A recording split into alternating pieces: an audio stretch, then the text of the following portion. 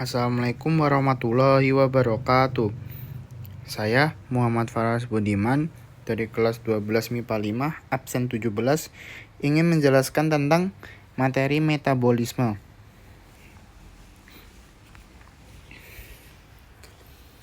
Apa itu metabolisme? Metabolisme adalah proses biokimia yang terjadi dalam tubuh makhluk hidup untuk mengubah energi dan nutrisi dari makanan menjadi energi yang dibutuhkan tubuh. Proses ini melibatkan penguraian dan pembentukan molekul untuk menghasilkan energi, membangun dan memperbaiki jaringan tubuh, serta mengatur fungsi tubuh secara normal.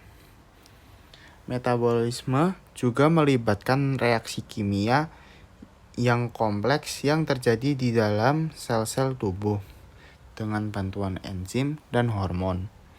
Proses ini juga dipengaruhi oleh faktor-faktor seperti usia, jenis kelamin, berat badan, tingkat aktivitas fisik, kualitas dan kuantitas makanan, serta kesehatan.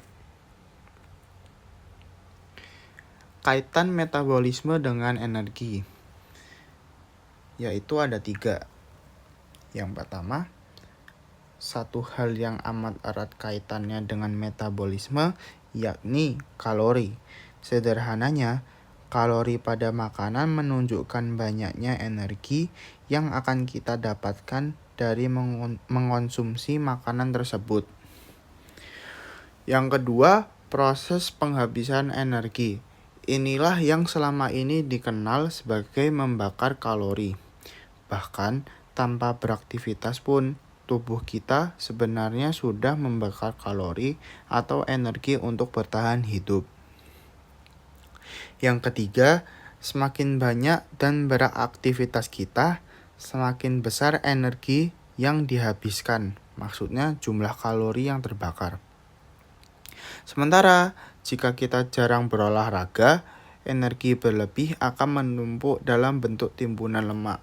Jadinya itu tidak berkurang sama sekali jika kita tidak melakukan olahraga. Jenis metabolisme energi. Jenis metabolisme energi itu ada 2 jenis. Yang pertama yaitu katabolisme, dan yang kedua adalah anabolisme. Pertama, katabolisme. Katabolisme juga sering disebut sebagai desimilasi dan berkaitan dengan proses pembongkaran atau penguraian. Katabolisme adalah reaksi kimia yang berkaitan dengan proses penguraian molekul kompleks menjadi molekul yang lebih sederhana untuk menghasilkan energi. Contoh katabolisme adalah respirasi.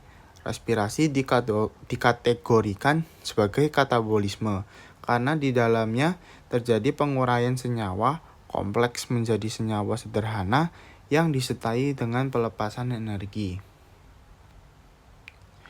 Jenis respirasi.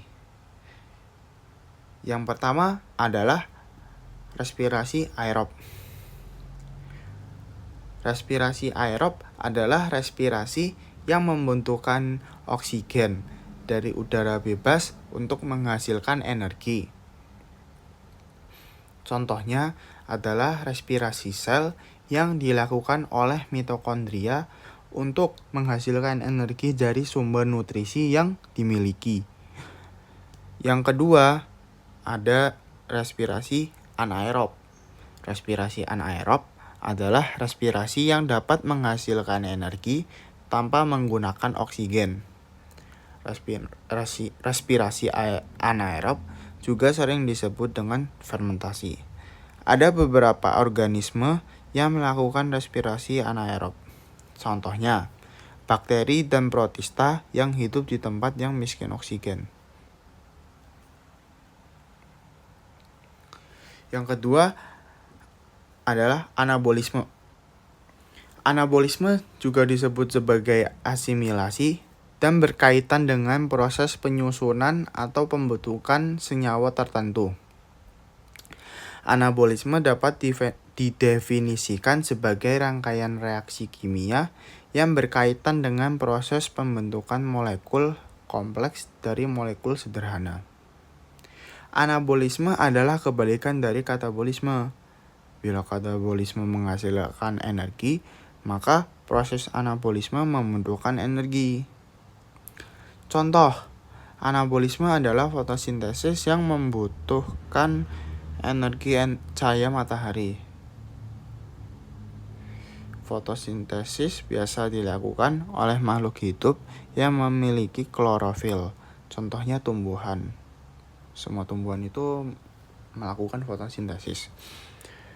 Fotosintesis adalah proses mengubah zat anorganik menjadi zat organik yang dilakukan klorofil dengan bantuan cahaya matahari. Dan yang terakhir adalah gangguan metabolisme. Saya mengambil 2 contoh. Yang pertama yaitu tiroid. Tiroid yaitu kelenjar kecil berbentuk kupu-kupu yang terletak pada leher. Fungsinya itu untuk memproduksi hormon tiroksin sebagai pengatur proses metabolisme serta menjaga fungsi berbagai organ vital tubuh, terutama jantung, otot, dan kulit. Penyakit tiroid terjadi ketika kerja kelenjar tiroid terganggu, entah menjadi kurang aktif, maksudnya itu hipotiroidisme, atau terlalu aktif, maksudnya itu hipertiroidisme. Dan yang kedua adalah kelainan metabolisme bawaan. Kelainan metabolisme bawaan terjadi sejak bayi dilahirkan. Kondisi ini cukup dengan jumlah kasus 1 dari 800 kelahiran. Bayi yang lahir dengan kelainan ini mungkin menunjukkan gejala seperti masalah hormon, penyakit jantung, dan lain sebagainya.